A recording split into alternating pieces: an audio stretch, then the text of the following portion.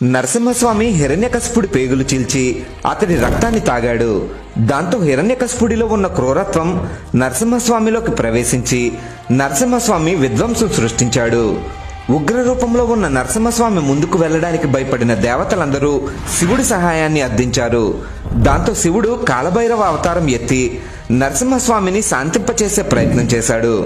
దాంతో నరసింహస్వామి 2 తలలున్న గండభైరుండ పక్షిల అవతారం ఎత్తి కాలభైరవుడితో యుద్ధం చేశాడు. కాలభైరవుడు సింహం తల, పక్షి రెక్కలతో శరభేశ్వరుడిగా అవతారం ఎత్తి గండభైరుండితో యుద్ధం చేశాడు.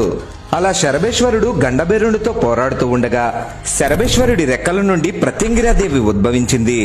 నల్లని దేహంతో, పక్షి రెక్కలతో, వేల సింహపు తలలతో రౌద్రంగా ఉండే ప్రత్యంగిరాదేవి భక్తుల కోరికల్ని సులభంగా నెరవేరుస్తుంది.